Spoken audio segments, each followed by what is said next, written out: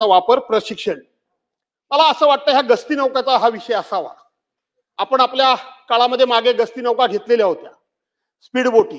कारण शेवटी त्या त्यांच्या येतात बोटी, त्या स्पीड बोटी असतात. आपल्या बोटी त्यांना पकडायला गेल्या तर त्यांचं स्पीड आणि आपलं स्पीड मॅच होत नाही. त्या आपल्या लाकडी होत्या, पण त्याच्यानंतर आपण फायबरच्या घेतल्या होत्या, आपण फायबरच्या घेतल्या होत्या. आणि म्हणून आता तुम्ही जर स्पीड बोटी घेत असाल तर आपल्या कोकणातले मुंबई, पालघर, ठाणे, रायगड, रत्नागिरी आणि सिंधुदुर्ग हे सगळे समुद्र किनारे असलेले हा जो पट्टा 720 किलोमीटरचा आहे तो आपल्या कोकणातच आहे. काही करा, या जर स्पीड बोटी घ्यायची असतील तर प्रत्येक जिल्ह्याकरता एक बोट घ्या, प्रत्येक जिल्ह्याकरता एक बोट घ्या. आणि त्याचबरोबर आजच्या दिवशी मी आठवण करून देतो, पालकमंत्री महोदय या ठिकाणी बसलेले आहेत. आपण 3 ड्रेजर घेतले होते. मीच त्यावेळेला मत्स्य विकास राज्यमंत्री होतो. मेरडी बोर्डाकडून आपण 3 ड्रेजर घेतले होते. आज ते ड्रेजर कुठे आहेत माहित नाही. मागच्या वेळेला आपण डीपीसी मध्ये याच्यावर चर्चा केली. एक ड्रेजर सिंधुदुर्गाला जाणारा हा कुठेतरी ठाण्याच्या आसपास तो बुडाला होता खाडीमध्ये, ठाण्याच्या पुढे. आणि बुडालेला आम्ही सिंधुदुर्गला दिलेला आणि चांगला आम्ही रत्नागिरीत ठेवलेला होता. आणि एक इकडेच आम्ही ठेवला होता. पण मी आहे ते खरं खरंच सांगतो, पण ते 3 ड्रेजर आता कुठे आहेत तेच माहित नाही.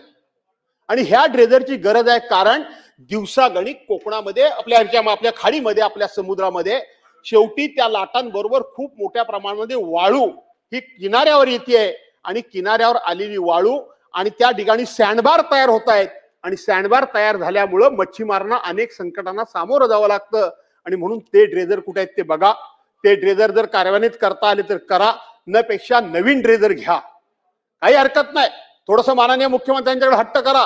त्यांच्याकरता बरंच काय काय लोकांना तुम्ही बोलत असता, लोकांना शिव्या देत असता, तिथं शाबासकी मिळवता. त्याच्याऐवजी इकडे पैसे मिळवून शाबासकी मिळवा, ती पूर्णाली होईल.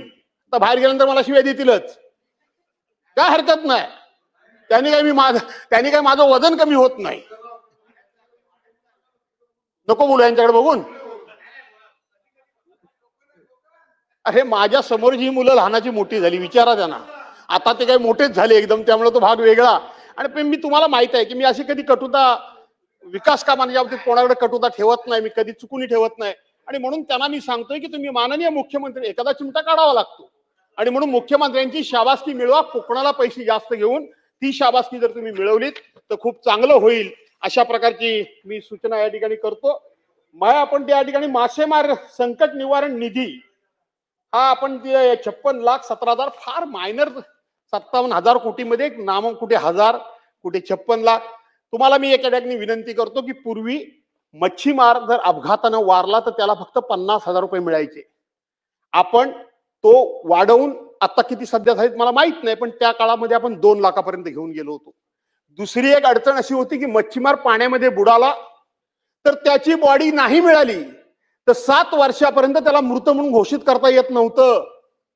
7 वर्षापर्यंत त्याची बॉडीच जर मिळाली नाही तर त्याला विम्याची रक्कम मिळत नव्हती, त्याला कुठलीही मदत मिळत नव्हती. आणि तो मृत झाला अशा पद्धतीचं घोषित केलं जात नव्हतं किंवा तशा प्रकारचं डेथ सर्टिफिकेट मिळत नव्हतं. पण त्याच्यामध्ये नंतरच्या काळामध्ये आपण एक ऍफिडेव्हिट घेऊन त्याला मृत झाला म्हणून घोषित करता येत होतं. आणि जर त्याला काय कॉम्पेन्सेशन दिलं असेल तर तो जिवंत मिळाला तर ते परत देण्याची त्याच्यामध्ये अट घालण्यात आली होती. आता काय परिस्थिती मला माहित नाही, पण हे कॉम्पेन्सेशन तुम्ही त्याचं वाढवा.